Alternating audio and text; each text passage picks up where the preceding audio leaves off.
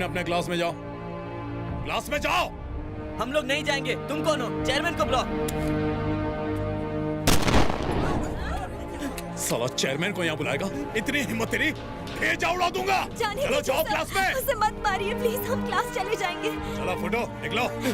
चलो कहाँ ना, चलो जल्दी।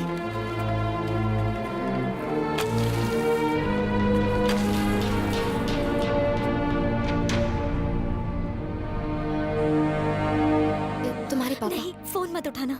क्यों? गवर्नमेंट कॉलेज में पढ़ने वाले हमारे फ्रेंड्स अब तक कितना कुछ सीख चुके हैं, लेकिन हमारी हालत देखो। बिना फैसिलिटीज के इस कॉलेज में हम क्या खाक डॉक्टर बनेंगे? अपने पेरेंट्स से कैसे बात करूं, जिन्होंने मेरी पढ़ाई के लिए घर बेच दिया। हम सब ने मिलकर एक फैसला लिया। काउंसिल को शिकायत करने के लिए हमने एक मेल लिखा।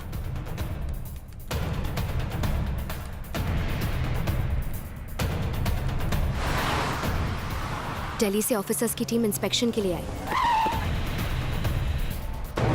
ना जाने कैसे पीके को ये पता चल गया। उसने इंजीनियरिंग स्टूडेंट्स को पेशेंट बनाया ताकि ऐसा लगे कि पेशेंट्स की कमी नहीं है। हाथ थोड़ा सर दुखता है। कौन हो तुम? सर मैं पीके कॉलेज का स्टूडेंट हूँ सर। चेयरमैन साहब ने मेरे को यहाँ पे लेटने के लिए 1000 रुपए दिए हैं सर। मेरे साथ 20 लोग और हैं। What is going on in they this are college? doing is not medical practice. It's criminal practice. Come on. उसने पैसों के दम पर कॉलेज में भीड़ लगा दी ताकि लगे जैसे कोई प्रॉब्लम ही नहीं है। आप कौन हैं? Atomic professor. इसका पल्स देखो। पल्स चेक करो।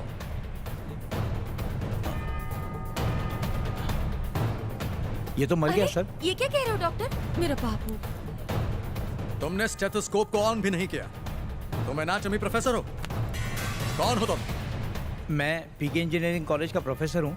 एक दिन के लिए डॉक्टर बनने के लिए कहा गया था। कितने पैसे मिले? मुझे 5000 रुपए मिले थे। और सारा स्कैम खुल गया। आपके पास एक दिन में कम से कम 300 पेशेंट्स होने चाहिए, पर सिर्फ 3 पेशेंट्स हैं। प्रोफेसर की कमी है और लैब भी नहीं है। ऐसे में स्टूडेंट्स क्या सीखेंगे? आपने इन सब लोगों को धोखा दिया है। चलो छोड़ो, ये बताओ कि मामले को कैसे दबाया जा सकता है? मतलब रिश्वत। यहाँ तक पहुँचने के लिए तुमने लोगों को बहुत रिश्वत दी होगी। अंदर करवा दूंगा। क्या धमका रहे हो? हम तुम्हारा कॉलेज ही बंद कर देंगे। कोटाई, बैठ जा भाई, बैठ जा। अपने कॉलेज को बचाने के लिए पीके ने कुछ अलग ही दिमाग लगाया। यार सेमेस्टर को लेके मुझे बहुत टेंशन हो रही है। हाँ यार, मुझे नहीं लगता मैं सर्जरी में पास हो पाऊंगी। चलो ना, क्या हुआ? चलो गाड़ी में बैठो। क्या हुआ तुम्हें?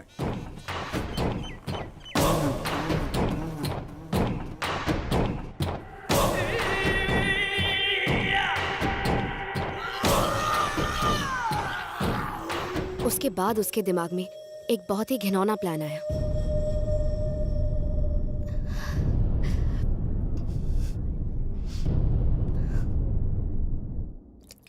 Yes, come in. Hey, you?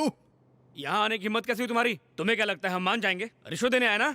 तुम्हारे जैसे ऑफिसर्स के लिए हम एक खास तोहफा पेश करना चाहते हैं। ऐसा तोहफा जिससे आप अपना फैसला बदल देंगे। अबे ओए, एक मिनट, बात क्या है? ये देखिए, इसमें बहुत सारी लड़कियों की फोटो है। जो भी पसंद है बता दो, तुम्हारी रातें रंगीन कर देंगी। साथ ही शहर के पास 5 एकड़ जमीन और 2 करोड़ कैश तुम्हारे घर पहुंच जाएगा।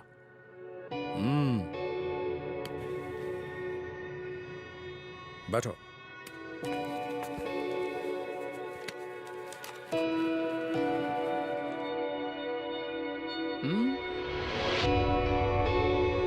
ये लड़कियां मानेंगी? प्रॉब्लम तो नहीं होगी? तू आम खा, गुटली मत गिन। MMS तो नहीं बनेगा ना? किसी को भनक भी नहीं लगेगी।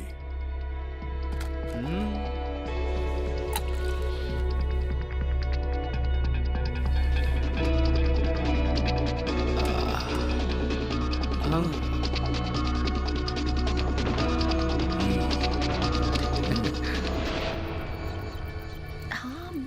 11:30 हो रहा है। तुम लोग अभी तक अपने रूम से बाहर है? Go and sleep.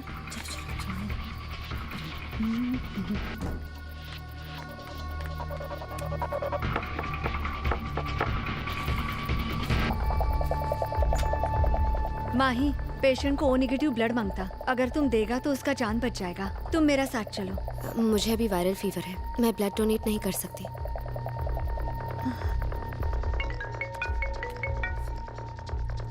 हेलो। वो लड़की नहीं है तो फिर कोई और लड़की चुन लो।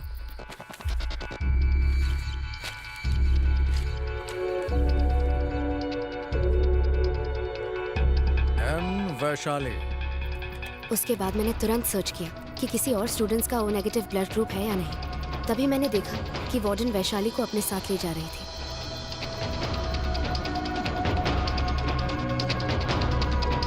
मैंने वैशाली का ब्लड ग्रुप चेक किया, वो बी पॉजिटिव था। तभी मुझे लगा कि कुछ गड़बड़ है। मैं देखने गई आखिर माजरा क्या है।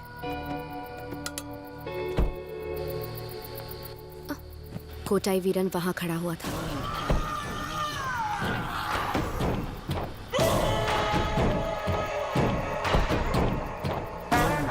समझ में नहीं आ रहा था कि क्या हो रहा है। मैंने वैशाली को कॉल किया।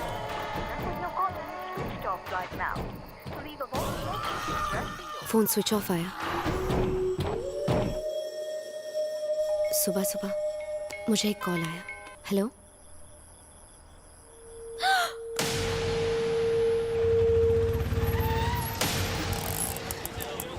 मेरी फ्रेंड।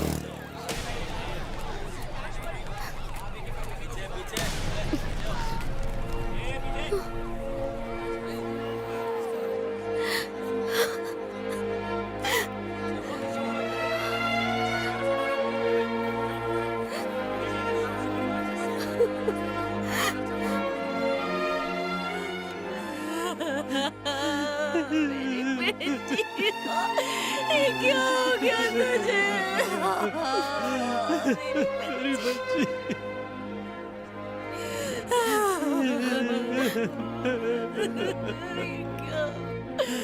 नहीं, मत ले जाओ मेरी बच्ची को।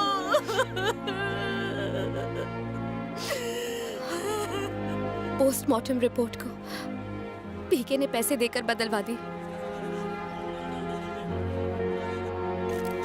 अगर मैंने मौत की वजह बताई तो कॉलेज का नाम बदनाम होगा, पर मैं हमेशा सच का साथ देता हूँ। कभी कभी जब छोटे गांव की लड़कियां शहरों में आती हैं तो स्मार्टफोन्स, महंगी ड्रेस, गहनों की चाह में कॉम्प्रोमाइज कर बैठती हैं। ऊंचे घरों के लड़कों को जाल में फंसाती हैं।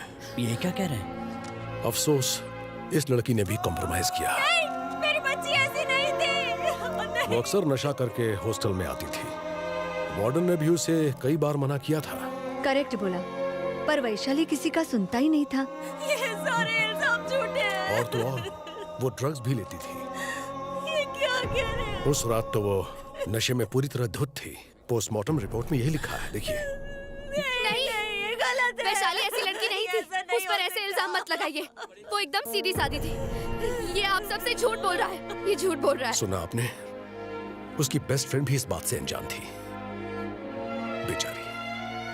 सॉरी।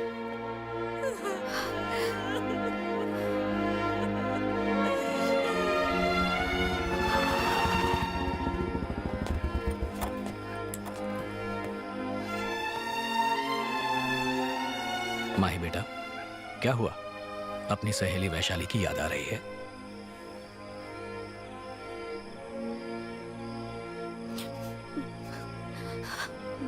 वो अपने माँ बाप को छोड़कर पढ़ने आई थी पापा। वो बहुत अच्छी लड़की थी। उसके माँ बाप ने पुलिस में कंप्लेंट भी लिखवाई। पुलिस ने उन्हें बेइज्जत करके धमका के भगा दिया। वो वापस केरला चले गए। मैं केस करूंगी पापा। आप भी तो इंस्पेक्टर हैं ना, आप अपनी बेटी का साथ नहीं देंगे? बोलिए पापा, इंसाफ की इस लड़ाई में मेरा साथ नहीं देंगे? मैं हमेशा तेरे साथ हूं बेटा, फिक्र मत करना। पापा के पुलिस में होने की वजह से हम पीके के खिलाफ गए और पुलिस स्टेशन में एफआईआर दर्ज करवाई। मैं कह रहा हूं एफआईआर दर्ज करो।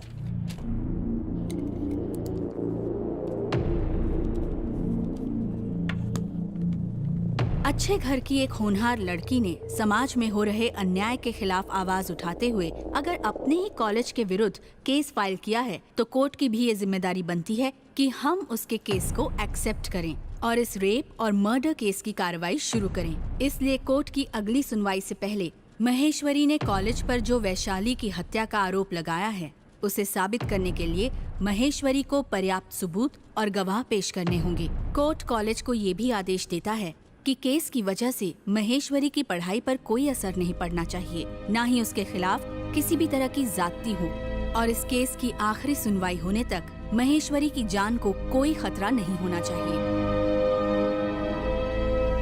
पुलिस इंस्पेक्टर होने की वजह से उन्हें बहुत फायदा हुआ। छोटे से छोटा सबूत जमा करने में उन्हें कोई परेशानी नहीं हुई।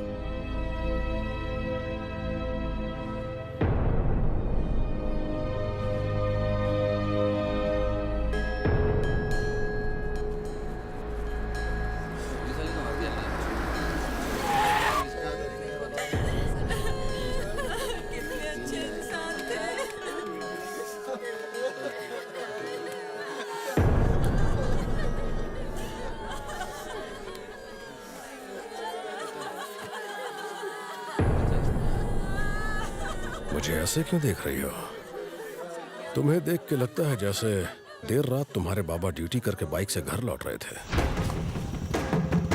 कोटे पीछे से लॉरी लेकर आ रहा था और उसने तुम्हारे बाबा को जोर से ठोक दिया।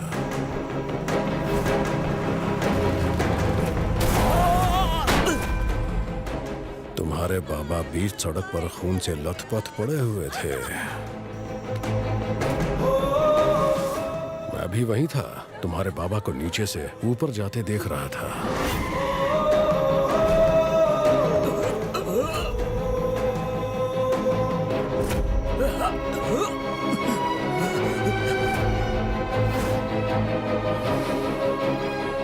वैसे ये कहानी सच्ची घटनाओं पर आधारित नहीं है, फिर भी तुम लोग जरा संभल कर रहना।